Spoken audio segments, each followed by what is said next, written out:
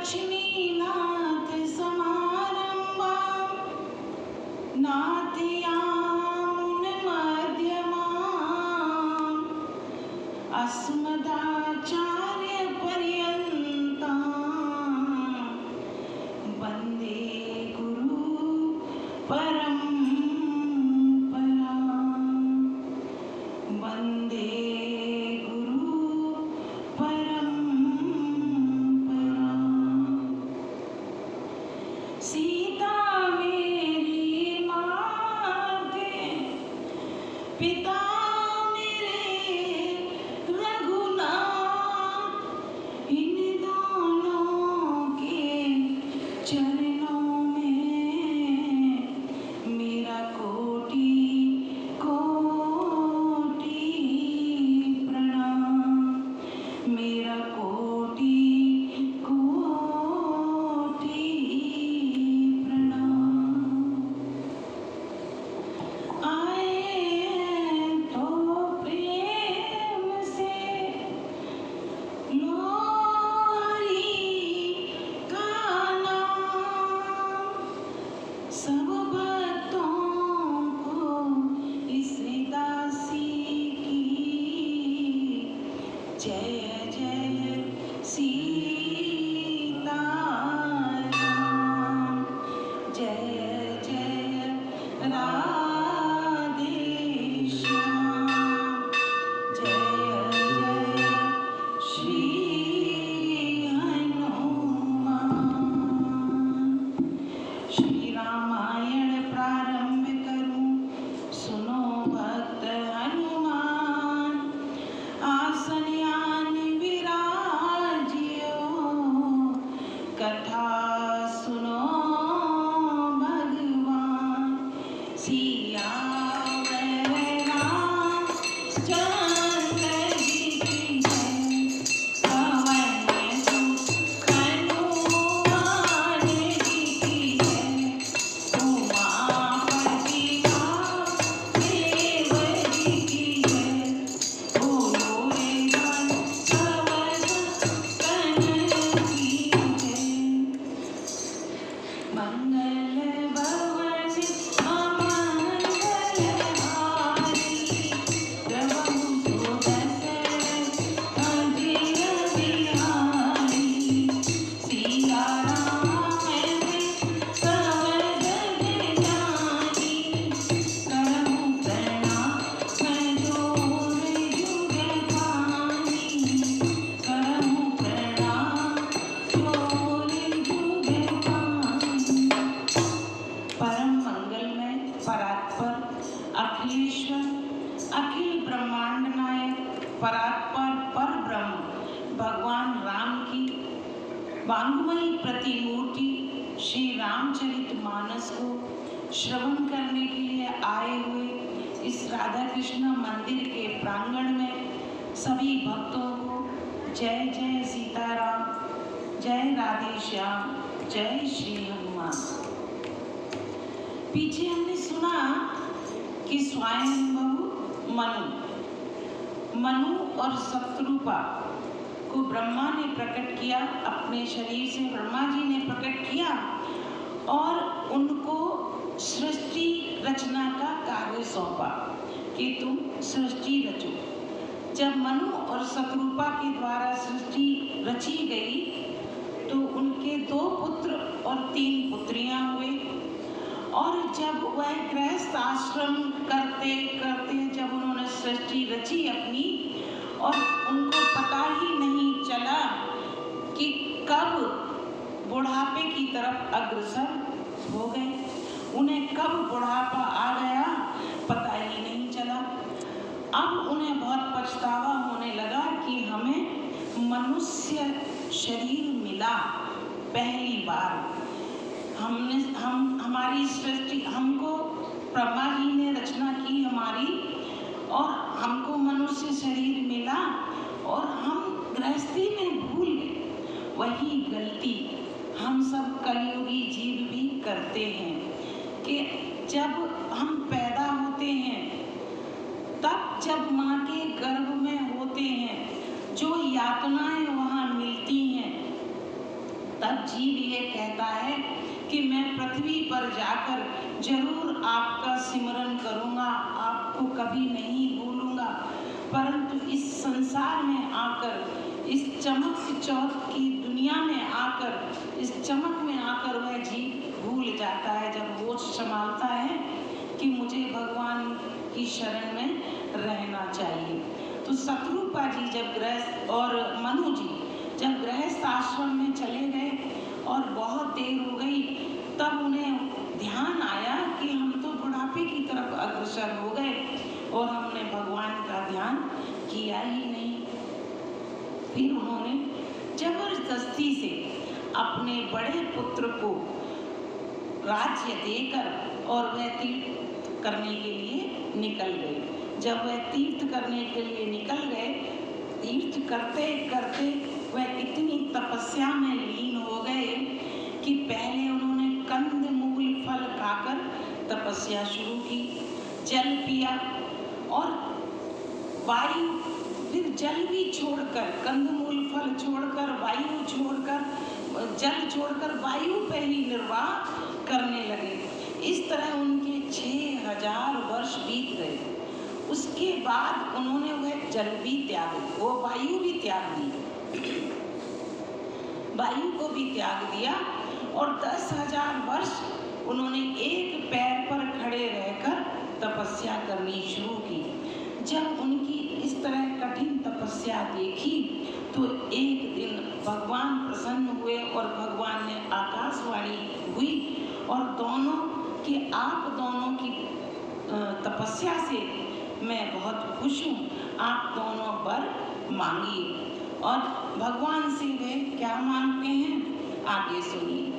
और सुनि प्रभु बचन जोरे जुगे पानी, कटी कटे की मधुबानी, नाची नाची देवी पद कमल तुम्हारे, अब तूने सब काम हमारे, एक नाले का बड़ी उलमाई, सुगंध गाते सुनाई, तुम्ही देवी गयति सुगम अनुसाई, अब लागे मोर निज कपनाई।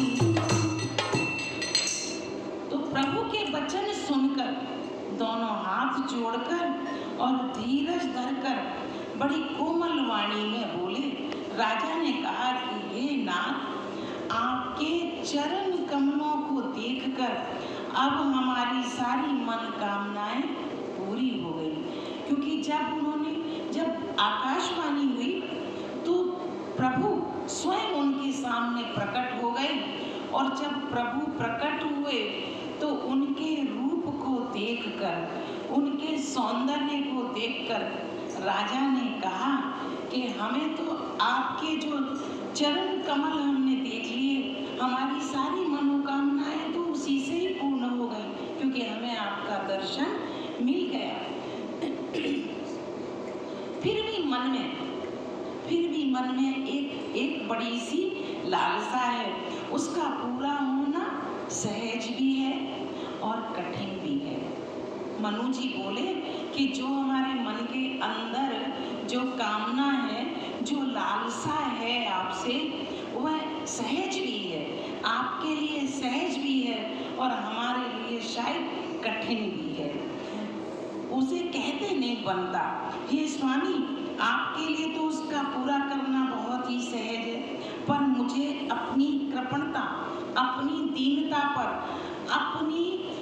अपने मांगने के तरीके पर मुझे शायद विश्वास नहीं है। मैं सोचता हूँ बहुत कठिन है।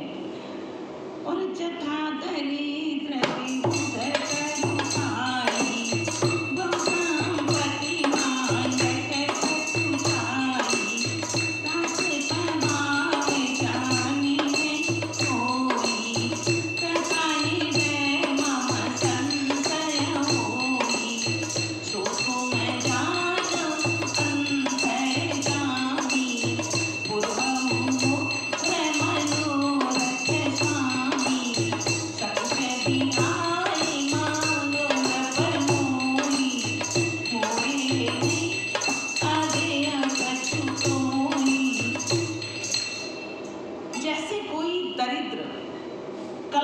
वृक्ष को पा जाए।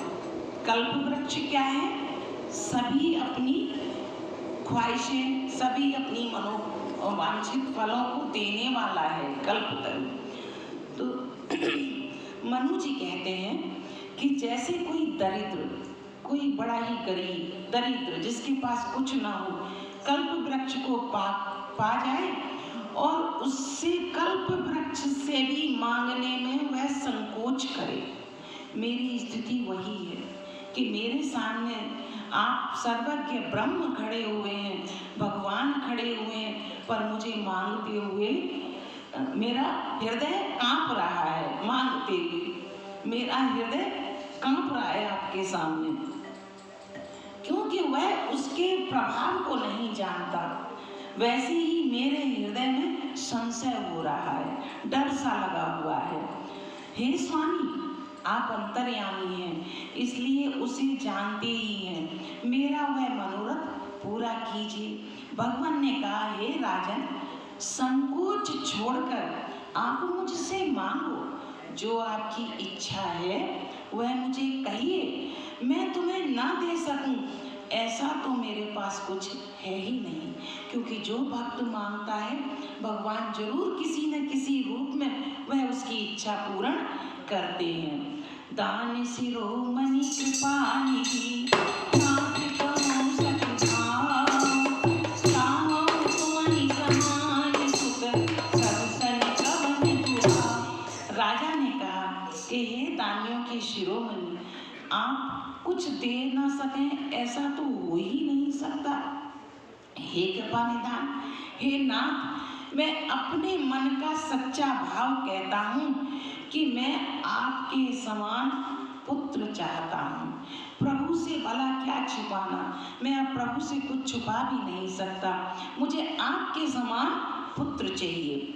और देख प्रीत सुने बचन अमोहे, एवं मस्तु करुणा निधि गोहे, आतु सरिस भोजहु कहाँ जाई, रखवचन यो मैं आई, सतरूपन विलोकी करि जोरे, देवी मांग पर जो रुचि गोरे, जो करुणात चतुर नृपनागा, सो कृपाल अत प्रिय लागा। राजा ने कहा कि हे दानियों के शिरोमणि कृपानिधान, आप तो सब कुछ देने लायक हैं, आपसे क्या छुपाऊं। मुझे बस सिर्फ यही चाहिए कि मुझे आपके समान एक पुत्र चाहिए। राजा की प्रीति देखकर और उनके अमूल्य वचन सुनकर करुणा निधान भगवान बोले, ऐसा ही हो। हे राजन, मैं अपने समान दूसरा कहाँ जाकर खोजूं? मैं अपने जैसा दूसरा कहाँ जाकर खोजूं?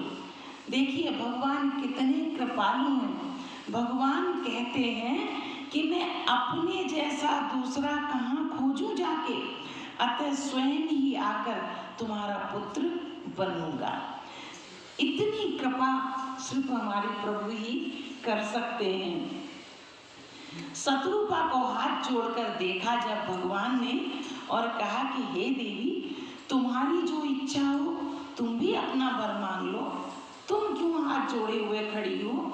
शत्रुपा जी ने कहा कि हे नाथ, चतुर राजा ने जो वर मांगा है, क्योंकि उनको तो वह बात बहुत अच्छी लगी, इसीलिए उन्होंने अपने पति राजा के लिए चतुर का संबोधन किया। कि चतुर कहते हैं सियाने, जिसे बुद्धि हो, विवेक हो।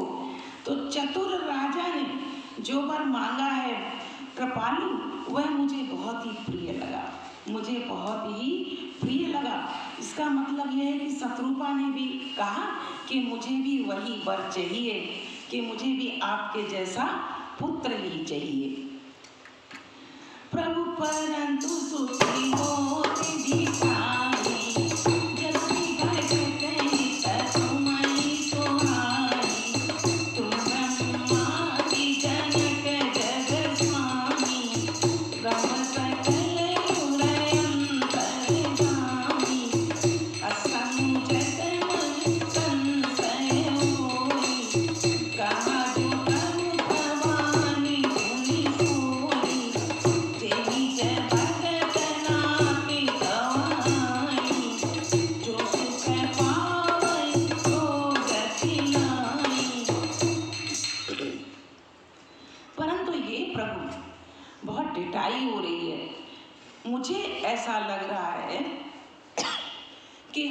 कुछ अपनी, जैसे इंसान कहता है ना कि हम अपनी औकात से ज़्यादा मांग रहे हैं, तो ऐसे ही शत्रुपा कहती हैं कि मुझे ऐसा लग रहा है कि बहुत डिटाई हो रही है।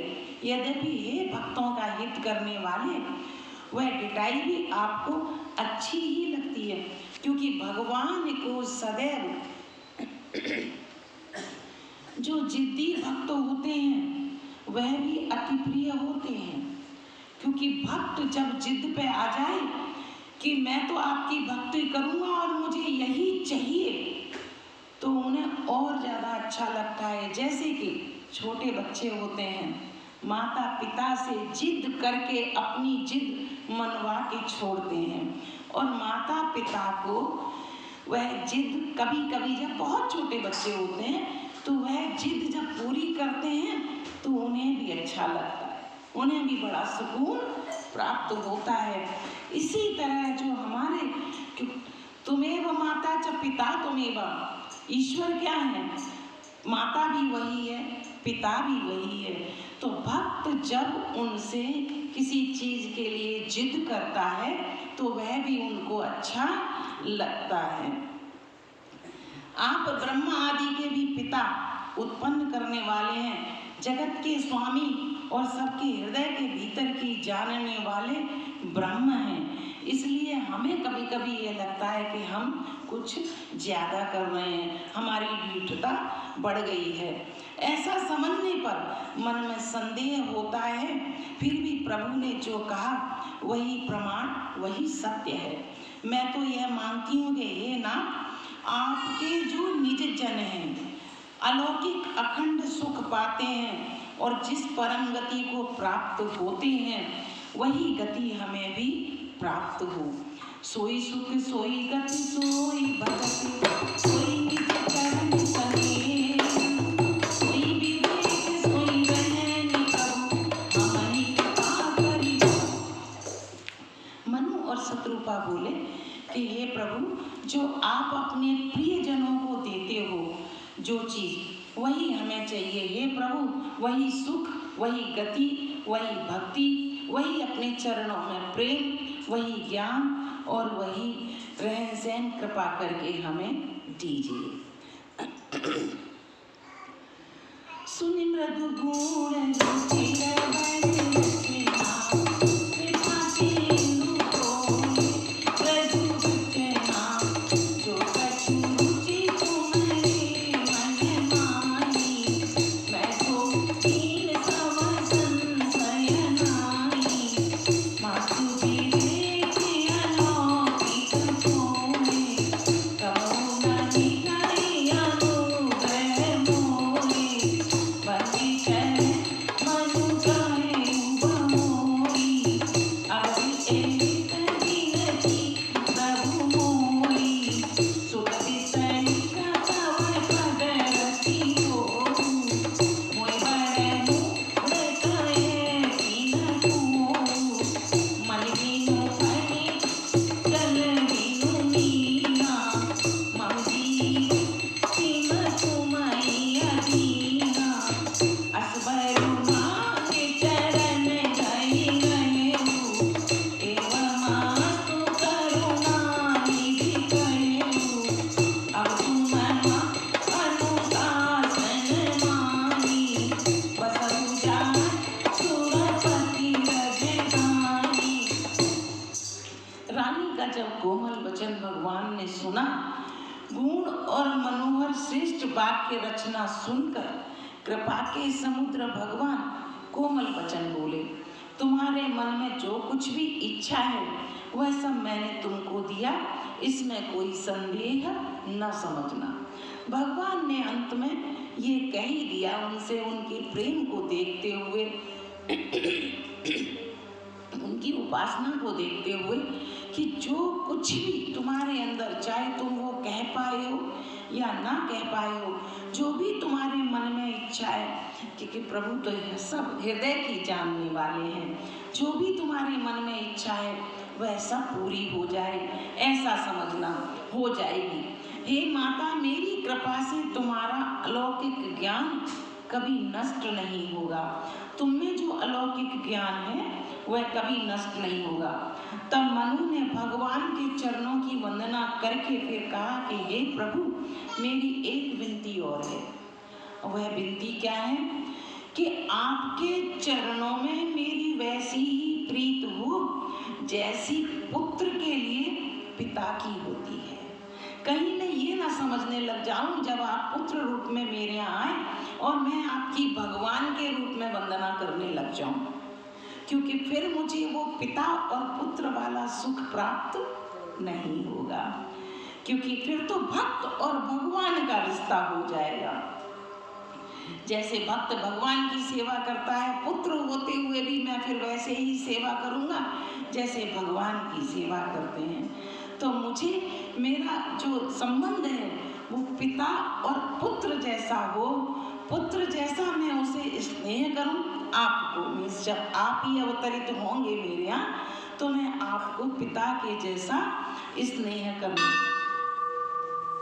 ऐसा मुझे वरदान और दीजिए। जैसे मणि के बिना सांप और जल के बिना मछली नहीं रह सकती, वैसे ही मेरी गति हो, मेरा जीवन आपके अधीन हो, आपके बिना न रह सके। अब यहाँ तुलसीदास जी निच्चो ये बात कह रहे हैं, यहाँ वो चीज चरितार्थ होती है कि जब राम जी को वनवास हो गया तो उनसे बिछुड़ते ही दशरथ जी ने प्राण त्याग दिए।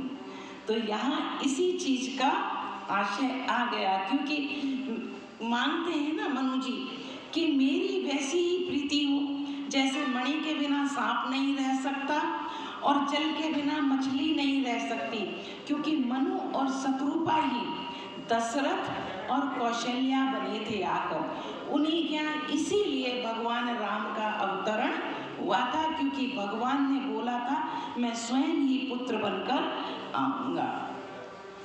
ऐसा वर मांगकर राजा भगवान के चरणों में गिर गए। उन्होंने क्षमा याचना भी मांगी कि यदि कुछ गलत हुआ हो तो हमें क्षमा भी कीजिए।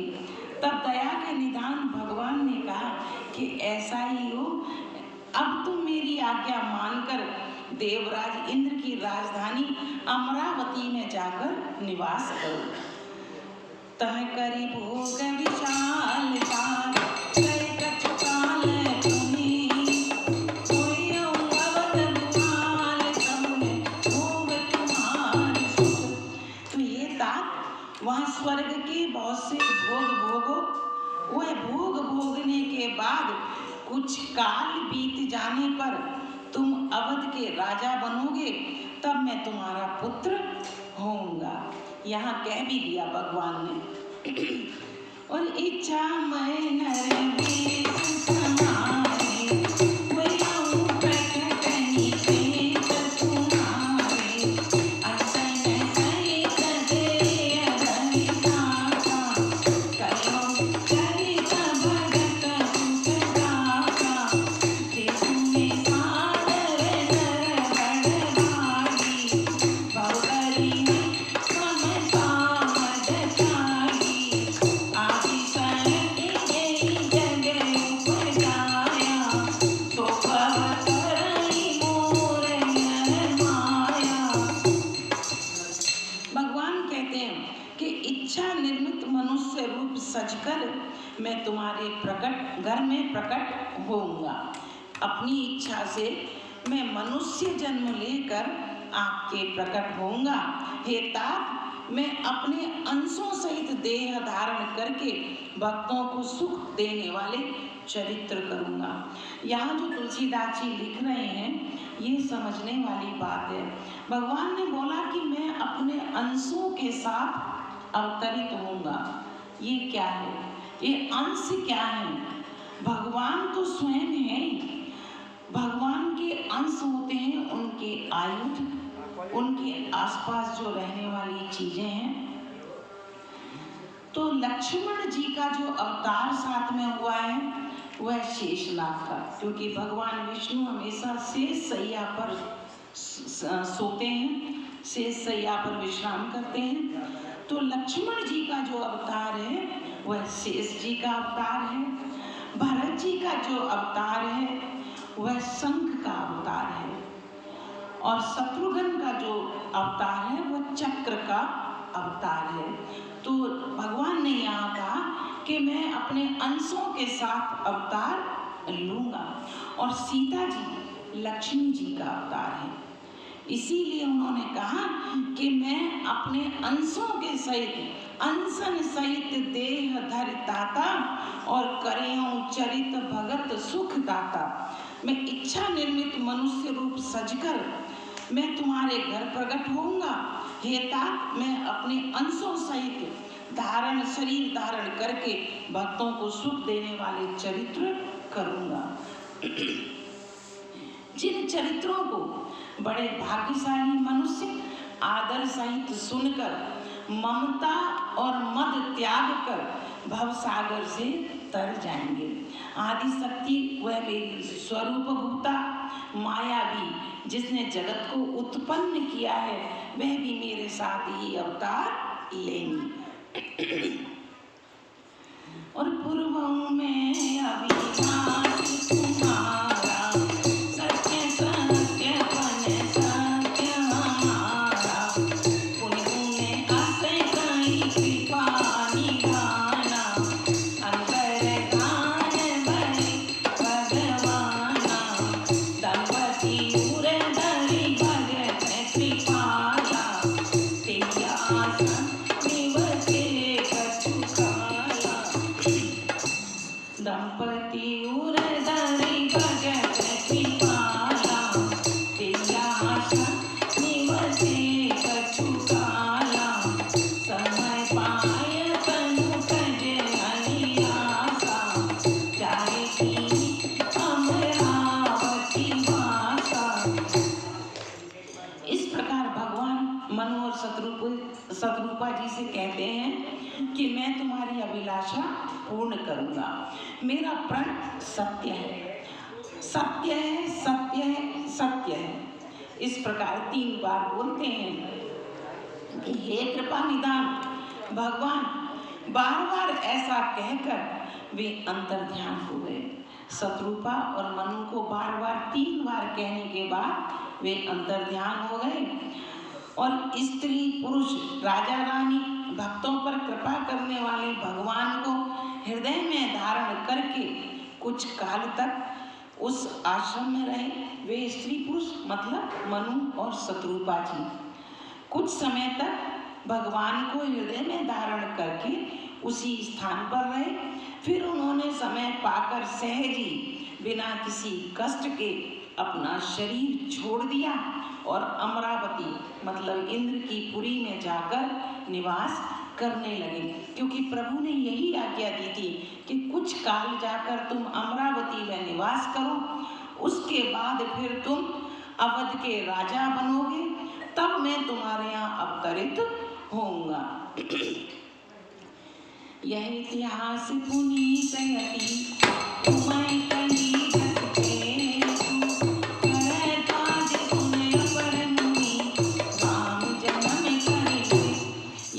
जी कहते हैं कि हे भरद्वाज, इस अत्यंत पवित्र इतिहास को शिव जी ने पार्वती जी से कहा था। अब श्री राम के अवतार लेने का एक दूसरा कारण भी है, उसको भी सुनाता हूँ। और सुन मुनि कथा पुनीत पुरानी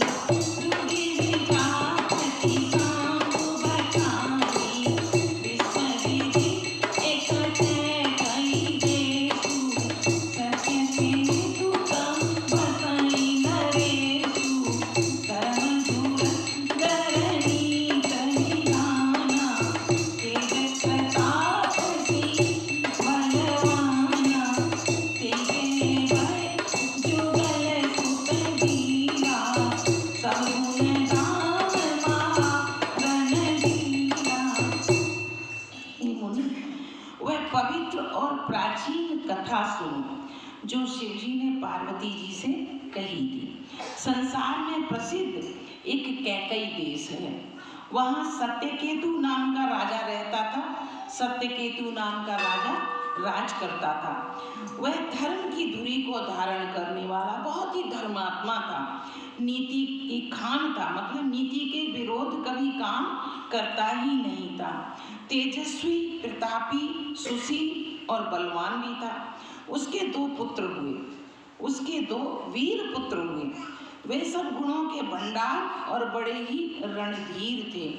दोनों पुत्रों की आगे ये भानु प्रताप की कथा अभी आ गई यहाँ पर। तो और राजधानी जो तैयारी नाम प्रताप भानु अष्टधारी अपर सुत हरिवर धन नामा उज्ज्वल अतुल अचल संग्रामा भाई प्रिय परम समीति सकल तोषित वर्जित कीर्ति जेके सुतई राज नृप दीना हरित आप गवन बन कीना। बड़े पुत्र को, उनके दो पुत्र हुए। राज्य का उत्तराधिकारी जो बड़ा लड़का था उसका नाम प्रताप भानु था। दूसरे पुत्र का नाम अरिमर्दन, जिसकी भुजाओं में अपार बल था, जो युद्ध में पर्वत के समान अटल रहता था। भाई भाई में बड़ा मेल, बड़ा स्नेह और सब प्रकार के दोषों और छलों से रहित थे। बड़ा अच्छा सुचारू रूप से अपने राज्य को संभाल रहे थे, सच्ची प्रीति थी। राजा ने बड़े पुत्र को राज्य दे दिया और आप भगवान के भजन के लिए वन को चले गए। जब प्रताप रवि भयो नृप विधि दुहाई देश, प्रजा पाले अति वेद विधि कतहु नहीं अभिलाष। जब प्रताप भानु राजा हुआ, देश में उसकी दुहाई फिर गई, क्योंकि वह बहुत ही अच्छी तरह से अपना राज्य निर्वाह कर रहा था।